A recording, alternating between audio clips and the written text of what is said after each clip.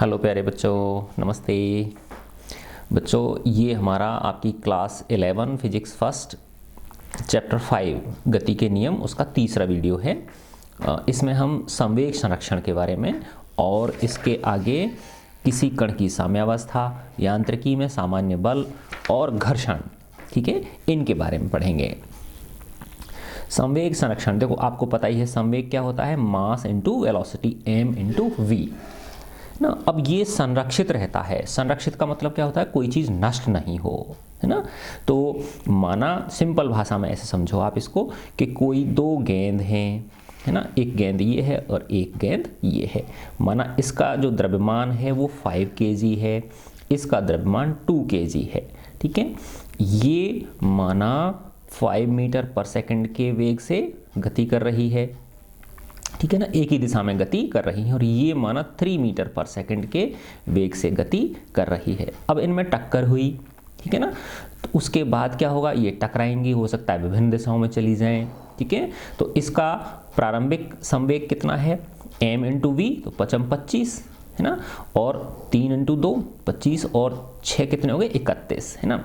तो अब इनका द्रव्यमान तो सेम ही रहेगा, द्रव्यमान तो क्या रहेगा, बाद में टक्कर के बाद भी सेम रहेगा, लेकिन इनकी जो ये वेलोसिटी है ये इस तरह से चेंज होंगी, है ना, कि इनका जो प्रोडक्ट है, यानी ये द्रव्यमान तो ये 5 kg रहेगा और ये 2 kg रहेगा। इनकी जो वेलोसिटी है v1 और v2 ये इस तरह से एडजस्ट होंगी कि इन दोनों का जो m1v1 m1u1 प्लस m2u2 जो आया वो इन दोनों के योग के बराबर हो, ठीक है ना। तो अब यहाँ पे क्या है, हम ये मान के चल रहे हैं कि कोई इंटरनल फोर्सेज, है ना, ही, कहने का मतलब ये है कि इसके ऊपर कोई एक्सटर्नल फोर्स नहीं लग रहा है ना, बाह्य बल इस सिस्टम के ऊपर कोई नहीं लग रहा है, ठीक है ना। क्योंकि और जो इंटरनल फोर्सेस होते हैं वो कोई मायने नहीं रखते इसके लिए, वो एक दूसरे को क्या करते हैं, कैंसिल आउट कर देते हैं, ठीक है ना। ऐसे जैसे बंदूक का और गोली का इसने उदाहरण बताया है ना। अब बंदूक से गोली अगर फायर होती है ना, तो बंदूक किसके ऊपर बल लगाएगी, गोली के ऊपर बल लगाएगी और गोली किसी वेग से निकलेगी उसके अंदर। फिर जो गोली है वो बंदूक को क्या देती है, पीछे की तरफ झटका देती है, तो रिकॉइल वेलोसिटी होगी उसकी, है ना। तो वो वेलोसिटी और जो बंदूक है ना, इसका द्रव्यमान और इसकी जो वेलोसिटी है बंदूक की, वो उसकी गोली के द्रव्यमान और उसकी वेलोसिटी के क्या होगी, बराबर होगी। और वो जो बल हैं वो एक दूसरे के क्या हैं, विपरीत दिशा में हैं, ठीक है ना। तो तभी तो देखो, चूंकि गोली का द्रव्यमान कम है और उसका वेग बहुत ज़्यादा है, ठीक है ना, लेकिन बंदूक का द्रव्यमान क्या है, बहुत ज़्यादा है और उसका वेग क्या होगा, कम होगा। तो दोनों क्या हो जाएंगे, बराबर हो जाएंगी वो वैल्यूज़, है ना। अब इसमें क्या है, कोई एक्सटर्नल फोर्स नहीं लग रहा उसके ऊपर, जो भी फोर्स लग रहा है, बंदूक है ना चल रही है तो वो इंटरनल फोर्सेज हैं, यानी हमने ट्रिगर दबाया बंदूक का और वो जो बारूद फट रही है ना, तो वो इंटरनल फोर्सेज हैं, यानी बाहरी बल उस पर कुछ भी नहीं है, ना। तो ये एक बहुत इंपॉर्टेंट लॉ है ये संवेग संरक्षण का, ठीक है ना। तो कहने का मतलब ये है कि कोई कणों का निकाय है, सिस्टम ऑफ पार्टिकल्स है, उसमें जो प्रारंभिक संवेग है वो उनके अंतिम संवेग के क्या होता है, बराबर होता है, ठीक है ना। तो न्यूटन की गति के द्वितीय तथा तृतीय नियम पर एक महत्वपूर्ण परिणाम ये निकलता है, संवेग संरक्षण के नियम की ओर अग्रसर करते हैं हमें ये। एक परिचित उदाहरण पर विचार करते हैं। किसी बंदूक की एक गोली जब छोड़ी जाती है तो बंदूक द्वारा गोली पर बल F है, तो न्यूटन के तृतीय नियम के अनुसार गोली द्वारा बंदूक पर लगने वाला बल -F होगा, है ना। दोनों बल समान समय अंतराल Δt तक कार्य कर रहे हैं ये, है ना। तो द्वितीय नियम के अनुसार गोली का संवेग परिवर्तन कितना हुआ, F इंटू Δt। अपन करते हैं ना, देखो F बराबर क्या होता है, mv minus mu upon t, है ना। तो ये क्या है, संवेग परिवर्तन है, और इसको नीचे एक करके क्रॉस मल्टीप्लाई करोगे तो क्या आ जाएगा, F इंटू टी आ जाएगा, नहीं आ जाएगा। तो इस समय को इसने अगर Δt ले लिया तो संवेग में परिवर्तन किसके बराबर हो गया, फोर्स इंटू Δt के बराबर हो गया, ठीक है, ये हो गया। तो इसमें संवेग में परिवर्तन कितना आ गया, F इंटू Δt, तथा बंदूक के संवेग में परिवर्तन कितना आ गया, उसके पे फोर्स कितना है, -F है, तो -F इंटू Δt, ठीक है ना। चूंकि आरंभ में दोनों विराम अवस्था में है, अतः संवेग जो परिवर्तन है वो अंतिम संवेग के बराबर, क्योंकि प्रारंभिक संवेग तो 0 है, है ना, वेलोसिटी 0 है उसकी, तो अंतिम संवेग के बराबर होगा। इस प्रकार यदि छोड़ने के पश्चात गोली का संवेग pb तथा बंदूक का प्रतिक्षेप संवेग, है ना, जो रिकॉइल मोमेंटम है उसका, वो pg है गन का, तो pg equal to minus pb हो गया, है ना, अर्थात pg plus pb equal to क्या हो गया, 0, अर्थात गोली बंदूक निकाय का कुल संवेग संरक्षित रहता है ना। इसको एक सिस्टम मान लिया दोनों को, ठीक है ना। इस प्रकार किसी वियुक्त निकाय, है ना, आइसोलेटेड सिस्टम, अर्थात कोई निकाय जिस पर कोई बाह्य बल नहीं लग रहा, हम ये मान के चल रहे हैं कि इस सिस्टम के ऊपर कोई एक्सटर्नल फोर्स नहीं लग रहा है ना, उस सिस्टम के अंदर किसी वियुक्त निकाय में निकाय के कणों के युगलों के बीच, है ना, उनके जो पेयर्स होते हैं, है ना, उनके युगलों के बीच पारस्परिक बल व्यष्टि कणों में संवेग परिवर्तन कर सकते हैं, परंतु अभी इंटरनल बात हो रही है ना, अंदर की, तो परंतु चूंकि प्रत्येक युगल के लिए पारस्परिक बल समान एवं विपरीत है, अतः संवेग परिवर्तन युगलों में क्या हो जाते हैं, पेयर्स में क्या होते हैं, वो कैंसिल हो जाते हैं, है ना। तो अंदर की चीजें इसलिए महत्वपूर्ण नहीं होती हैं, अंदर के पार्टिकल्स की, ठीक है, तथा कुल संवेग क्या रहता है, अपरिवर्तित रहता है। इस तथ्य को संवेग संरक्षण नियम कहते हैं, ठीक है। क्या इसके अनुसार क्या बोल सकते हैं हम, अन्योन्य क्रिया करने वाले, म्यूचुअल इंटरेक्शन करने वाले कणों के किसी आइसोलेटेड सिस्टम का कुल संवेग, जो टोटल मोमेंटम है, वो कंजर्व रहता है ना। संवेग संरक्षण के नियम के अनुप्रयोग का एक महत्वपूर्ण उदाहरण दो पिंडों के संघट्ट में है। जब दो पिंड टकराते हैं, दो पिंडों ए और बी पर विचार करते हैं हम, जिनके अनुसार ए का संवेग pa है और बी का संवेग pb है, प्रारंभिक संवेग है ये, है ना। दोनों टकराते हैं और पृथक हो जाते हैं। यदि पृथक होने के पश्चात उनके अंतिम संवेग क्रम से p' और p' हो गए, तो द्वितीय नियम के अनुसार, अब देखो ये FAB डेल्टा टी क्या चीज़ है FAB, ए पर बी द्वारा लगने वाला बल, है ना, ए पर बी द्वारा लगने वाला बल, और इनटू क्या हो गया, डेल्टा टी। तो ये संवेग में परिवर्तन होता है कि नहीं होता है, तो किसके संवेग में परिवर्तन हो रहा है, जब ए पर लगने वाला बल है बी के द्वारा, तो ए के संवेग में परिवर्तन होगा कि नहीं होगा, और ये उसका अंतिम संवेग और ये उसका प्रारंभिक संवेग है, तो P' माइनस PA क्या हो गया, FAB डेल्टा टी हो गया, है ना। और FBA डेल्टा टी ये क्या हो गया, बी पर ए द्वारा लगने वाला बल तो बी पर ए द्वारा लगने वाला बल क्या करेगा, बी के संवेग में परिवर्तन करेगा, तो ये हो गया P' माइनस PB, ठीक है ना। तो अब यहाँ हमने दोनों बलों के लिए समान समय अंतराल डेल्टा टी लिया है, क्योंकि एक समान समय के लिए तो टकराती हैं वो, जो वह समय जिसमें दोनों पिंड एक दूसरे के क्या रहते हैं, कांटेक्ट में रहते हैं। अब हमको ये पता है FAB माइनस FBA के बराबर होता है ना।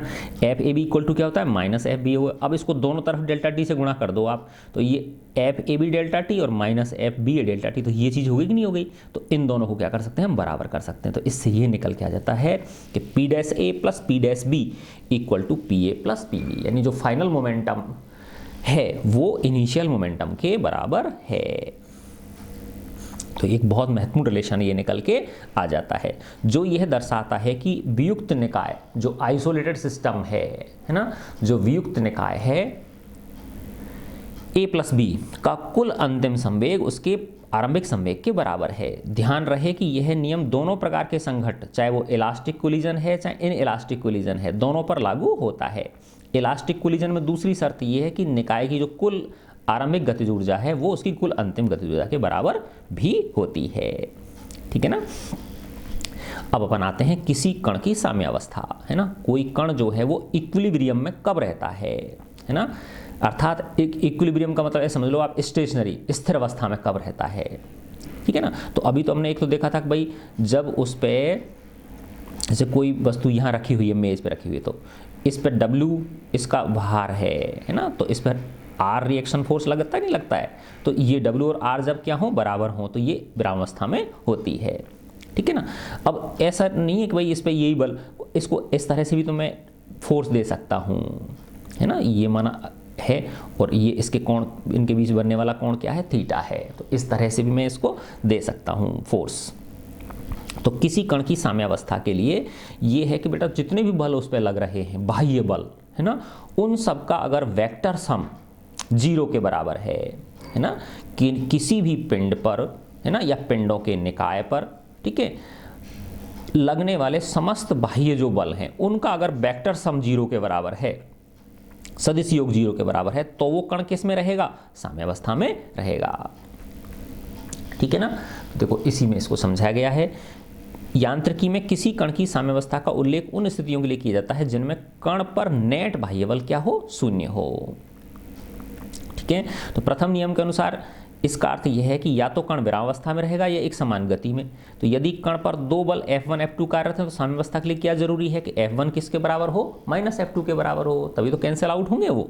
अर्थात कण पर दोनों कार्यरत बल समान और क्या होने चाहिए? विपरीत होने चाहिए। ऐसे अगर अपना 3 फोर्स लग रहे हैं कॉनकरेंट का मतलब होता है एक ही बिंदु पर लगने वाले, है ना। 3 संगामी बल का मतलब क्या होता है? एक ही बिंदु पर लगने वाले। F1 F2 तथा F3 के अधीन कोई वस्तु साम्यावस्था में तब रहेगी जब इन तीनों का सदिश योग किसके बराबर होगा? 0 के बराबर होगा, है ना। तो देखो माना ये F1 है और ये F2 है और ये क्या है? आपका F3 है ना। तो देखो F1 प्लस F2 का जो सदिश योग होगा वो ऐसे होगा कि नहीं होगा? पैरेललोग्राम रूल से, है ना। और ये जो F1 प्लस F2 है और ये जो F3 है ये विपरीत है, तो F1 प्लस F2 का रिजल्टेंट और जब उसमें आप F3 जोड़ोगे तो क्या आ जाएगा? 0 आ जाएगा, है ना। तो देखो ये क्या हो गया? F2 है, ये F1 है और ये इनका क्या हो गया? सम हो गया। ठीक है ना। ये क्या हो गया? इनका सम हो गया। तो इसके क्या होना चाहिए? ये विपरीत अब उसमें होना चाहिए। ठीक है ना। या ऐसे समझो कि अगर ये क्लोज फिगर बना रहे हैं, क्या बना रहे हैं? तो ये अगर एक क्लोज फिगर का निर्माण कर रहे हैं तो जो पिंड होगा वो किस में होगा? साम्यावस्था में होगा। ठीक है। दूसरे शब्दों में दो बलों के समांतर चतुर्भुज नियम द्वारा प्राप्त किन्हीं दो बलों F1 F2 का जो परिणामी है तीसरा F3 के समान और विपरीत होना चाहिए। जो इन दोनों का रिजल्टेंट जो है वो F3 के क्या होना चाहिए? समान होना चाहिए और वो उसके विपरीत होना चाहिए। तो देखो इसमें F1 की डायरेक्शन ये है, F2 की डायरेक्शन ये है और F3 की डायरेक्शन ये है ना। तो F1 और F2 का रिजल्टेंट इस डायरेक्शन में होगा कि नहीं होगा? तो F1 और F2 के रिजल्टेंट की और F3 की डायरेक्शन क्या होनी चाहिए? विपरीत होनी चाहिए। और परिमाण क्या होना चाहिए? है ना, वो ऑटोमेटिकली क्या आ जाएगा? इसका ये इक्वल आ जाएगा। अगर ये सम किसके बराबर है? इसका 0 के बराबर है, F1 plus F2 plus F3। ठीक है।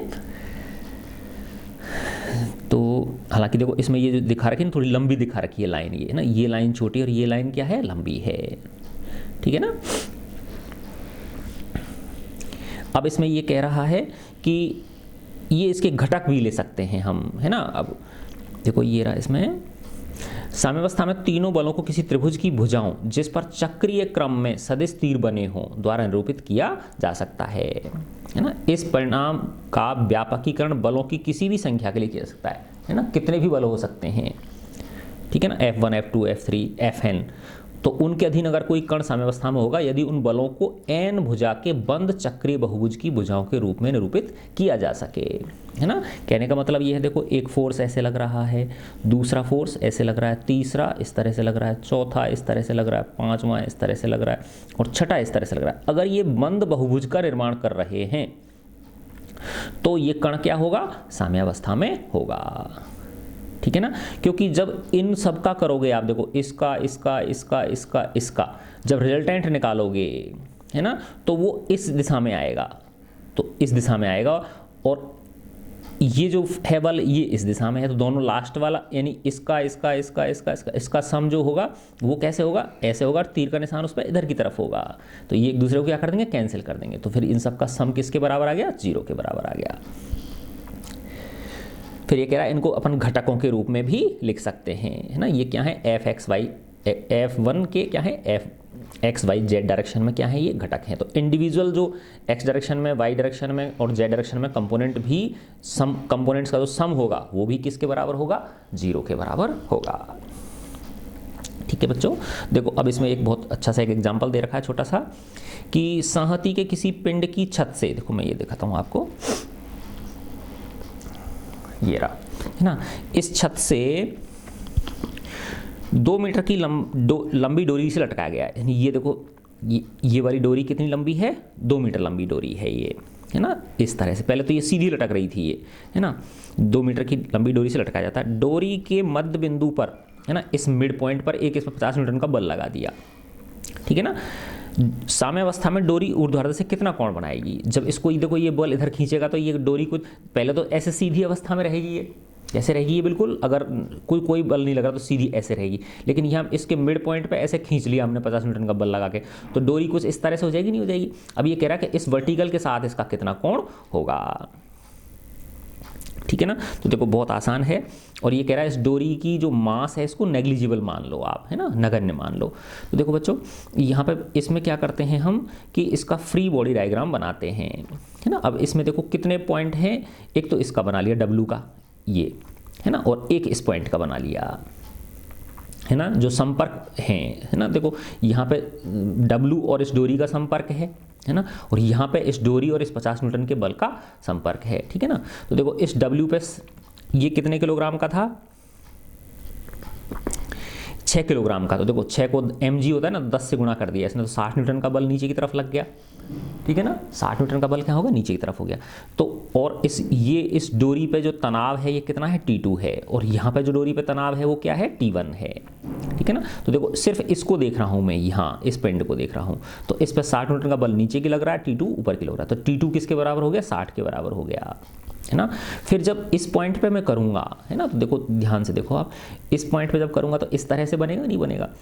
तो ये T1 है, इस दिशा में क्या है, T1 है, और नीचे की तरफ क्या है, ये T2 है ना। तो इसका इस दिशा में कंपोनेंट क्या होगा, T1 cos थीटा, है ना, और इस डायरेक्शन में कंपोनेंट क्या होगा इसका, T1 sin थीटा, है ना। तो किस किस को बराबर कर सकते हैं, T1 cos theta equal to T2, और T2 किसके बराबर है, 60 के, तो T1 cos थीटा बराबर 60 हो गया कि नहीं हो गया, T1 cos theta equal to हो गया 60, है ना। और इसको देखो आप, T1 sin थीटा किसके बराबर है, इस डायरेक्शन में T1 sin थीटा, इसमें कितना है 50, तो ये हो गया T1 sin theta equal to क्या हो गया 50। अब इसमें दूसरे में पहले का भाग दो, तो ये समीकरण 2 मान लो, इसको 1 मान लो, तो देखो T1 से T1 कट जाएगा, तो tan थीटा बराबर क्या हो गया 50/60, यानी 5/6, तो थीटा बराबर क्या आ गया, tan इनवर्स 5/6, तो लगभग 40 डिग्री के आसपास आ जाएगा। कितना आ जाएगा, ये 40 डिग्री के करीब आ जाएगा। अब देखो सोचो, अगर ये बल ज़्यादा होगा, है ना, तो ये डोरी ज़्यादा खिंच जाएगी, है ना, ये डोरी क्या हो जाएगी, ज़्यादा खिंच जाएगी, है ना। तो इस तरह से ऐसे हो जाएगी, देखो यूँ हो जाएगी, ऐसे इस तरह से खिंचेगी फिर ये, है ना। तो ये कोण क्या हो जाएगा, फिर इस तरह से खिंचेगी ना, ये कोण क्या हो जाएगा, ज़्यादा हो जाएगा फिर, ठीक है ना। तो इस पर डिपेंड करेगा ये, इस तरह से हम इन क्वेश्चंस को सॉल्व कर सकते हैं। अब आते हैं हम यांत्रिकी में सामान्य बल, कॉमन फोर्सेज इन मैकेनिक्स, ठीक है। देखो बहुत थियोरेटिकल है, लेकिन ये समझने लायक चीज़ है ना। यांत्रिकी में हमारा सामना कई प्रकार के बलों से होता है। वास्तव में जो ग्रेविटेशनल फोर्स है वो यूनिवर्सल है, पृथ्वी पर जितनी भी वस्तु हैं सब ग्रेविटेशनल फोर्स का अनुभव करती हैं। ग्रेविटेशनल फोर्स आकाशीय पिंडों की गतियों को भी क्या करता है, ये कंट्रोल करता है ना। तो जितने बेटा जो पृथ्वी के चारों ओर चंद्रमा घूम रहा है ना, और सूर्य के चारों जितने भी ग्रह हैं, है ना, प्लैनेट्स हैं, वो चक्कर लगा रहे हैं, और इस अनंत आकाश का जो ब्रह्मांड के जो पिंड हैं वो एक दूसरे के चक्कर लगा रहे हैं, उनके पीछे कौन सा बल उत्तरदायी है, ग्रेविटेशनल फोर्स। और लेकिन ये ग्रेविटेशनल जो फोर्स है किसी दूरी पर बिना मध्यवर्ती माध्यम के कार्य कर, इसको किसी मीडियम की जरूरत नहीं होती है ना। तो यांत्रिकी में आने वाले समस्त बल जो हैं ये कॉन्टैक्ट फोर्सेज हैं। क्या कहलाते हैं, ये कॉन्टैक्ट फोर्सेज कहलाते हैं, संपर्क बल हैं। जैसा कि नाम से ही संकेत मिल रहा है, किसी पिंड पर संपर्क बल किसी अन्य पिंड, ठोस अथवा तरल के संपर्क द्वारा उत्पन्न होता है। जब पिंड संपर्क में होते हैं, अर्थात जैसे मेज पे कोई पुस्तक रखी है, छड़ है, कब्जे तथा अन्य प्रकार के आधारों से संबंध दृढ़ पिंडों का कोई निकाय है, ठीक है ना, यहाँ तब वहाँ तृतीय नियम को संतुष्ट करने वाले पिंडों के प्रत्येक युगल के लिए पारस्परिक संपर्क बल होते हैं, कॉन्टैक्ट फोर्स होते हैं। संपर्क, अब देखो ये बहुत इंपॉर्टेंट चीज़ है, संपर्क पृष्ठों के अभिलंबत संपर्क बल के घटक को अभिलंब बोलते हैं हम, है ना। जैसे ऐसे समझो आप, देखो कि ये माना एक कोई मेज है, ठीक है ना, और इस पर कोई एक पिंड रखा हुआ है, ये कोई एक पिंड रखा हुआ है, तो देखो इस पिंड और इस मेज के बीच यहाँ संपर्क हो रहा है, नहीं हो रहा है, ये कॉन्टैक्ट फोर्स हो गई, है ना। तो जो इस कॉन्टैक्ट फोर्स के 90 डिग्री पे लगता है वो तो नॉर्मल रिएक्शन होता है, इसको अभिलंब प्रतिक्रिया बल बोलते हैं, है ना। और जैसे ही मैं इसको इधर की तरफ खींचने की कोशिश करूँगा तो इस पे जो विपरीत दिशा में बल लगेगा, है ना, तो ये इस तल के क्षैतिज हो गया कि नहीं हो गया, ये जो संपर्क सतह है इसके क्या हो गया, ये क्षैतिज हो गया, इसके समांतर हो गया। तो इस जो फोर्स होता है इसको हम फ्रिक्शनल फोर्स बोलते हैं, एफ, है ना। तो ये नॉर्मल रिएक्शन फोर्स है, ये फ्रिक्शनल फोर्स है। तो जो कंपोनेंट संपर्क सतह के 90 डिग्री पे होता है वो सामान्य प्रतिक्रिया बल बोलते हैं, उसको नॉर्मल रिएक्शन फोर्स बोलते हैं। और जो कंपोनेंट संपर्क सतह के समांतर होता है उसको फ्रिक्शनल फोर्स बोलते हैं, ठीक है ना। संपर्क पृष्ठों के समांतर घटक को घर्षण बल बोलते हैं। तो देखो दो आगे ना, एक तो हो गया अभिलंब प्रतिक्रिया बल ना, अभिलंब बोलते हैं, अभिलंब प्रतिक्रिया कहते हैं, और दूसरा क्या हो गया, फ्रिक्शनल फोर्स हो गया। संपर्क बल तब भी उत्पन्न होते हैं जब ठोस तरलों के संपर्क में आते हैं, है ना। उदाहरण के जब किसी ठोस को किसी तरल में डुबोते हैं तो ऊपर की तरफ उस पर बॉयंट फोर्स लगता है ना, उत्प्लावन बल जिसको बोलते हैं, जो ठोस द्वारा विस्थापित तरल के भार के बराबर होता है। श्यान बल, विस्कोसिटी फोर्स, एयर रेजिस्टेंस, इनको भी हम क्या बोलते हैं, कॉन्टैक्ट फोर्सेस की श्रेणी में ये भी आते हैं। अच्छा, अब देखो ये कि अगर कोई डोरी है, कोई डोरी से ये कोई आधार है और इससे ये डोरी लटकी हुई है, वो डोरी से कोई पिंड लटका हुआ है, तो देखो इसके अंदर तनाव उत्पन्न होता है कि नहीं होता है, ऐसे तनाव उत्पन्न होगा। फिर यहाँ पे है, ये इससे है, तो ये इस तरह का तनाव उत्पन्न हो गया, ठीक है ना। माना ये टी है और ये क्या है, ये भी टी है, ठीक है। तो अब इस डोरी के अंदर, है ना, इस पिंड और ये डोरी जहाँ संपर्क में है ना, और इस पूरी डोरी के अंदर जो तनाव उत्पन्न हुआ वो भी एक तरह का कांटेक्ट फोर्स है। अब वो कैसे, कांटेक्ट फोर्सेस को हम इलेक्ट्रोमैग्नेटिक फोर्सेस बोलते हैं। क्या बोलते हैं हम, इलेक्ट्रोमैग्नेटिक फोर्सेस, विद्युत चुंबकीय बल। अब तुम कहोगे सर विद्युत चुंबकीय कहाँ से आ गया यहाँ पे, है ना। तो देखो बच्चों, ये जितने भी पदार्थ होते हैं ये सब किससे बने होते हैं, परमाणुओं से बने होते हैं, मॉलिक्यूल से, अणुओं से बने होते हैं, है ना। और आपको पता ही उनके अंदर क्या होते हैं, नाभिक होता है, इसमें प्रोटॉन होते हैं और इलेक्ट्रॉन उनके चक्कर लगाते हैं। तो अल्टीमेटली हैं तो ये किसी न किसी के परमाणु ही, तो उनके अंदर क्या होंगे, प्रोटॉन और इलेक्ट्रॉन होंगे। तो जैसे ही हम इस पर कोई पिंड लटकाते हैं तो इसमें क्या होगा, खिंचाव पैदा हुआ ना उन परमाणुओं के बीच में, उन परमाणुओं और अणुओं के बीच में क्या पैदा हुआ, खिंचाव पैदा हुआ। खिंचाव पैदा होने से ही उसमें क्या होता है, चार्ज पैदा हो जाता है, आवेश पैदा हो जाता है, और वो आवेश ही इन बलों के लिए उत्तरदायी है, ठीक है ना। तो यही इसमें समझाने की कोशिश की गई है। दो सामान्य बल, इसको स्प्रिंग फोर्स बोलते हैं, और एक होता है स्ट्रिंग, टेंशन एंड स्ट्रिंग, डोरी में तनाव है। जब किसी कमानी को यानी स्प्रिंग को किसी बाह्य बल द्वारा संपीड़ित या विस्तारित करते हैं, उसको दबाते हैं या खींचते हैं, तब एक रेस्टोरिंग फोर्स उत्पन्न होता है, प्रत्यानयन बल उत्पन्न होता है। यह बल प्राय संपीड़न अथवा दैर्ध्य वृद्धि, एलोंगेशन, है ना, कंप्रेशन और एलोंगेशन के प्रोपोर्शनल होता है ये छोटे विस्थापनों के लिए, है ना। कमानी बल F को F इक्वल टू माइनस के एक्स, तो x क्या हो गया उसका, वो संपीड़न और दैर्ध्य वृद्धि हो गई है इसकी, x विस्थापन बोल दो इसको, तक के उसका स्प्रिंग का कांस्टेंट हो गया ये, है ना। के बल स्थिरांक बोल दो, स्प्रिंग कांस्टेंट बोल दो, या फोर्स कांस्टेंट बोल दो इसको। यह ऋणात्मक चिन्ह ये दर्शाता है कि जो अतानित अवस्था से विपरीत के विपरीत है। यह ऋणात्मक चिन्ह दर्शाता है कि बल जो लग रहा है वो अतानित अवस्था, अतानित मतलब जब वो तनी हुई नहीं है, उस में जो डिस्प्लेसमेंट है उसके क्या है, एक तरह से ऐसे समझो आप, जब उसको दबा रहे हो, है ना, किसी चीज़ को आप ऐसे ऐसे दबा रहे हो तो फोर्स लगेगा वो बाहर की ओर लगेगा, और अगर खींच रहे हो तो फोर्स अंदर की तरफ लगेगा, ऐसे समझ लो इसको। तो ये ऋणात्मक हो गया। किसी अवितान्य डोरी के लिए जब वो नहीं तनी हुई है, बल स्थिरांक बहुत अधिक होता है, उसका जो फोर्स कांस्टेंट है वो क्या है, बहुत ज़्यादा होता है। किसी डोरी के प्रत्यानयन बल को क्या बोलते हैं, हम तनाव बोलते हैं। तो डोरी के अंदर जो होता है वो तनाव हो गया, टेंशन हो गया, और स्प्रिंग के अंदर जो है वो उसका क्या हो गया, स्प्रिंग के अंदर जो लगने वाला है उसको ये विस्थापन बोल दिया हमने इसका, ठीक है ना, उसका कंप्रेशन और उसका एलोंगेशन हो गया ये। तो परंपरा के अनुसार समस्त डोरी के अनुदेश एक समान तनाव लेते हैं, हम टी मान लेते हैं, पूरी की पूरी उसमें सेम चीज़ है ना। नगण्य संहति की डोरी के लिए अगर उसका मास नेग्लिजिबल है तो डोरी के प्रत्येक भाग पर समान तनाव मानने की परंपरा है। यानी पूरी, अगर माना इसका ये जो डोरी है इसका मास नहीं है तो इसका मतलब ये मान के चलो कि इसकी पूरी लंबाई में जो टेंशन होगा वो क्या होगा, सेम होगा, ठीक है। अब ये कह रहा है अध्याय 1 में जो शुरू का था उसमें फोर्सेस के बारे में बताया था, हमने सीखा कि प्रकृति में केवल 4 मूल बल होते हैं। इनमें दुर्बल तथा प्रबल बल ऐसे प्रभाव क्षेत्र में प्रकट होते हैं जिनका हमारे यहाँ हमसे संबंध नहीं है। कहने का मतलब अभी हम क्या पढ़ रहे हैं, यांत्रिकी पढ़ रहे हैं, मैकेनिक्स पढ़ रहे हैं, तो इसमें जो वो नाभिकीय बल और वो जो हैं वो यहाँ पिक्चर में नहीं आते। तो यहाँ हम सिर्फ दो प्रकार के बलों को लेते हैं, गुरुत्वाकर्षण बल और संपर्क बल, ठीक है ना। तो यांत्रिकी के संदर्भ में केवल गुरुत्वाकर्षण बल तथा वैद्युत बल जो इलेक्ट्रिकल फोर्सेज है वही सिर्फ प्रासंगिक होते हैं। यांत्रिकी के विभिन्न संपर्क बल जिनका हमने अभी वर्णन किया है मूल रूप से विद्युत बलों से ही उत्पन्न होते हैं, है ना। तो मैकेनिक्स में जितने भी फोर्सेज हैं ये किससे, इलेक्ट्रिकल फोर्सेज से ही उत्पन्न हो रहे हैं, कॉन्टैक्ट जो फोर्सेज हैं वो।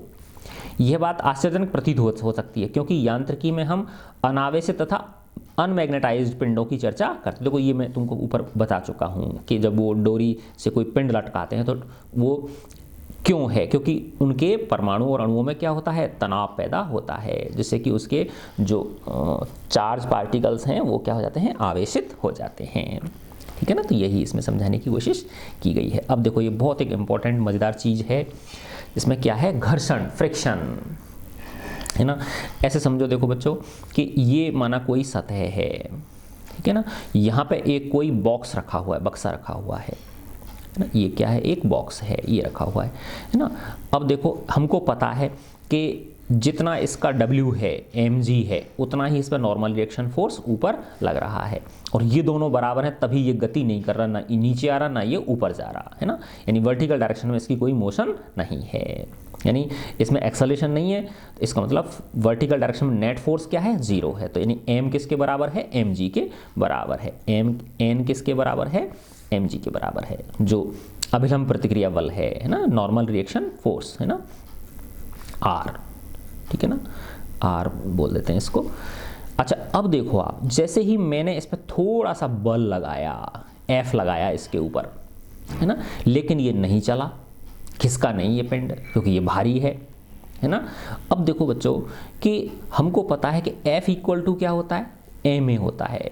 अब चाहे बल का मान बहुत कम हो तो द्रव्यमान उसका कुछ ना कुछ होगा, है ना। तो उस बल के मान में जब द्रव्यमान का भाग दोगे आप तो एक्सेलरेशन की कोई ना कोई वैल्यू आएगी, आएगी नहीं आएगी, एक्सेलरेशन की क्या आ रही, कोई ना कोई वैल्यू आएगी। इसका मतलब इसको खिसकना चाहिए, है ना, लेकिन ये खिसक नहीं रहा।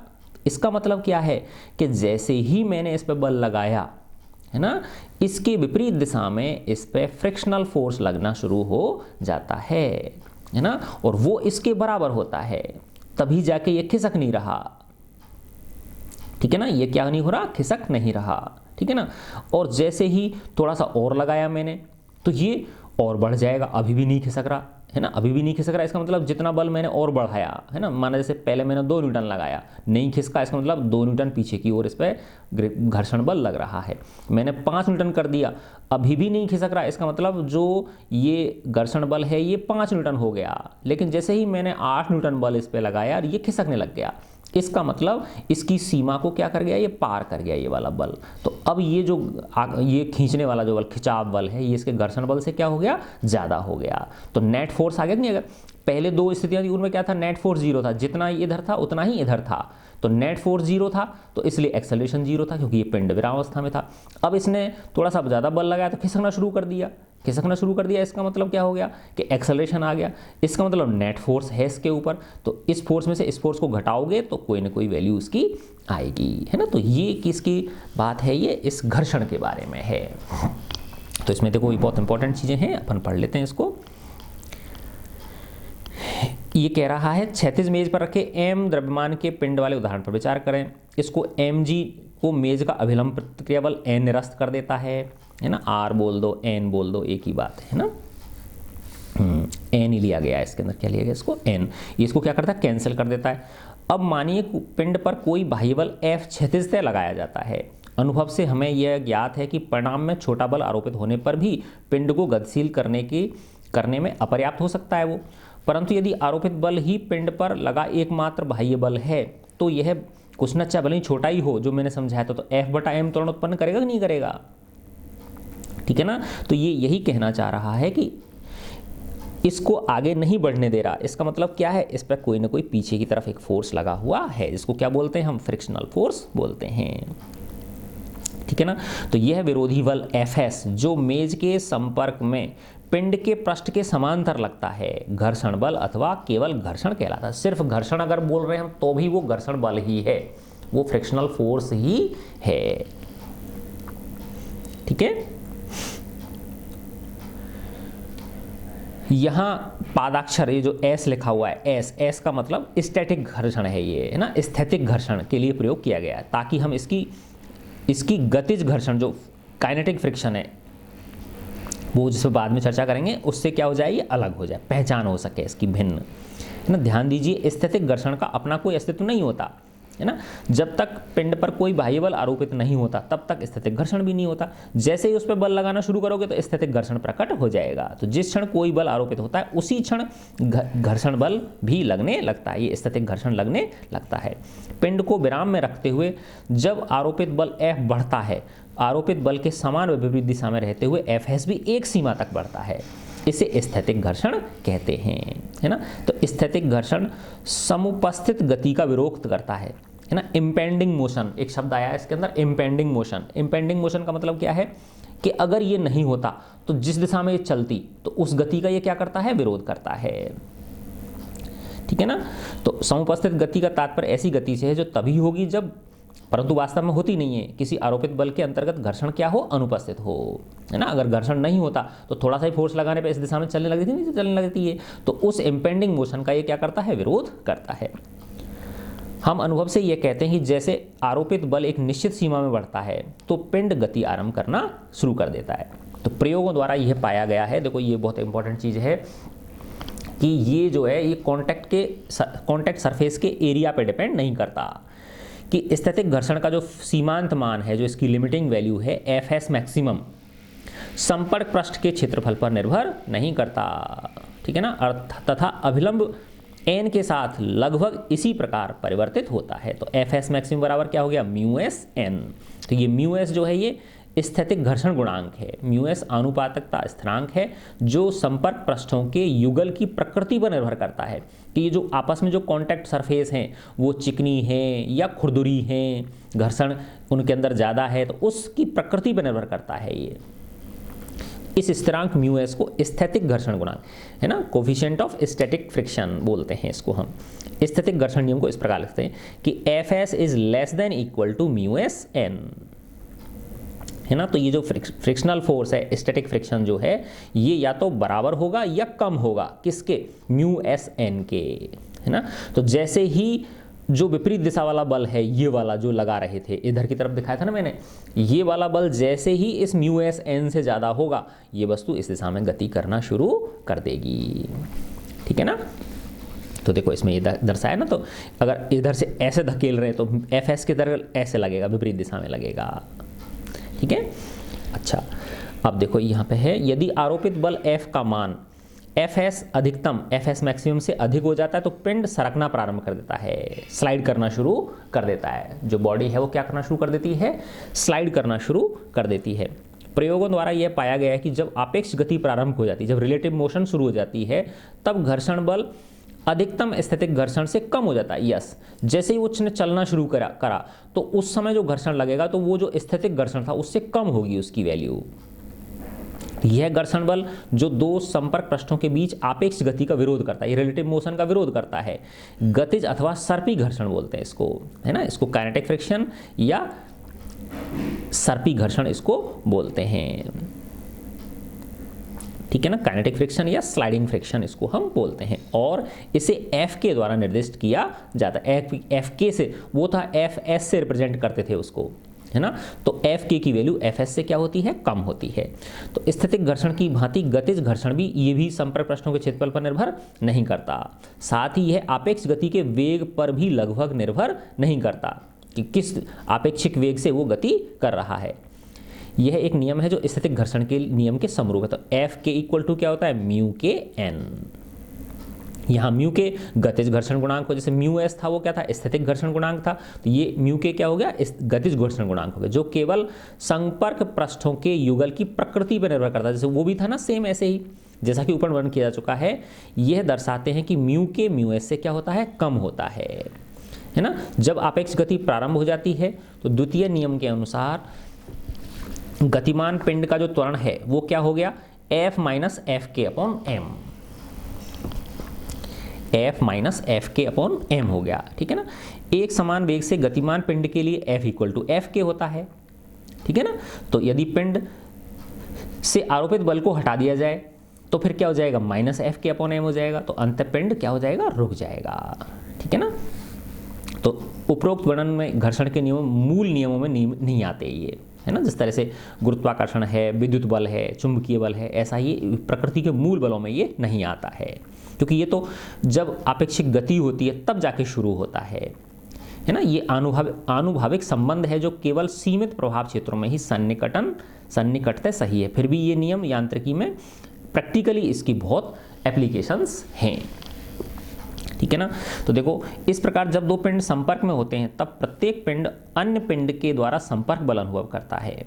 परिभाषा के अनुसार घर्षण बल संपर्क बल का संपर्क पृष्ठों के समांतर घटक है। जो कॉन्टैक्ट सरफेसेज हैं उनके पैरेलल कंपोनेंट है ये, जो दो पृष्ठों के बीच जो इम्पेंडिंग और जो वास्तविक आपेक्षिक गति का ये क्या करता है, जो एक्चुअल उनके रिलेटिव मोशन है उसका विरोध करता है। तो ये गति का विरोध नहीं करता, ये आपेक्षिक गति का विरोध कर रहा है ना। जैसे समझो कोई गाड़ी है, उसके अंदर ये गाड़ी चल रही है ना, और ये बॉक्स है, ये भी जा रहा है इसके साथ में, तो गति का विरोध थोड़ी कर रहा है। ये तो तब करता है जब इन दोनों के, ये बॉक्स इस पे जब खिसकने की कोशिश करता है तब ये इसका विरोध करता है, ठीक है ना। तो त्वरित गति से गतिमान रेलगाड़ी के किसी डिब्बे में रखे बॉक्स पर विचार कीजिए, है ना। तो ये जो बॉक्स है रेलगाड़ी के डिब्बे में रखा हुआ है, तो ये इसीलिए चल पा रहा है कि इस बॉक्स की सतह और जो रेलगाड़ी की फर्श है उसके बीच क्या लग रहा है, घर्षण लग रहा है। नहीं तो क्या होता, ये स्लिप हो जाती, रेलगाड़ी इसके नीचे से स्लिप हो जाती और ये नीचे गिर पड़ता। समझ गए ना बात, ठीक है। ऐसे समझो अगर दूल्हा है और घोड़ी पे बैठा हुआ है दूल्हा, है ना, तो दूल्हा घोड़ी की पीठ और दूल्हा की पैंट, इन दोनों के बीच में घर्षण नहीं होता, तो घोड़ी आगे चली जाती, दूल्हा राम नीचे पटक मार जाते, गिर जाते वो, है ना। तो ये घर्षण बल ही है जो दूल्हे भाई साहब को किस पर रोके हुए रहता है, घोड़ी के ऊपर बिठाए रखता है, ठीक है।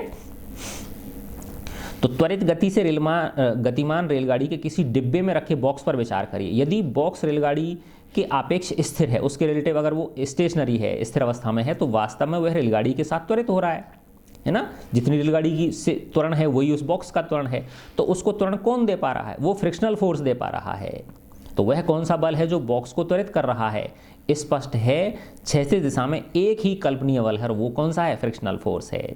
यदि ये घर्षण बल नहीं होता, यदि कोई घर्षण नहीं है, तो रेलगाड़ी के डिब्बे का फर्श तो आगे सरक जाता तथा जड़त्व के कारण बॉक्स अपनी आरंभिक स्थिति में ही रहेगा तथा रेलगाड़ी के डिब्बे की पिछली दीवार से क्या हो जाएगा, वो टकराएगा फिर, है ना। इस इम्पेंडिंग रिलेटिव गति का, मोशन का स्थैतिक घर्षण Fs द्वारा विरोध किया जाता है, ठीक है ना। यहाँ स्थैतिक घर्षण बॉक्स को रेलगाड़ी के आपेक्ष स्थित रखते हुए रेलगाड़ी के समान त्वरण प्रदान करता है। तो ये फ्रिक्शनल फोर्स ही है जो उसको रेलगाड़ी के बराबर क्या दे रहा है, एक्सेलरेशन दे रहा है, ठीक है बच्चों। तो देखो ये कितना इंपॉर्टेंट चीज है। इसके बाद फिर अपन आते हैं रोलिंग फ्रिक्शन, है ना, लोटनिक घर्षण, है ना। तो देखो सबसे पहले हमने क्या देखा, स्थैतिक घर्षण, है ना। जैसे ये कोई सतह है ना, इस पे क्या रखा हुआ है, एक बॉक्स रखा हुआ है, ठीक है ना, ये बॉक्स रखा हुआ है। तो जैसे ही मैंने इस पे बल लगाना शुरू किया ये नहीं खिसका, इसका मतलब स्थैतिक घर्षण, ठीक है। फिर ये सरकने लग गया, इसका मतलब वो जो लगने वाला बल है उसने जो स्थैतिक घर्षण बल है उसको क्या कर दिया, ओवरकम कर दिया, उसको क्रॉस कर गया वो, और इसने इस दिशा में गति करना शुरू कर दिया। तो अब ये सरक रहा है ना। अब अगर माना इसको लुढ़काया जाए, क्या किया जाए, इसको लुढ़काया जाए, तो लुढ़कने के समय क्या होता है, बहुत कम संपर्क पृष्ठ होती है ना। जैसे कोई ऐसे गोल कोई चीज है ना, और वो लुढ़क रही है, ये इसका केंद्र है, ऐसे ये ऐसे लुढ़क रही है, तो सिर्फ इसका ये पॉइंट संपर्क में होता है।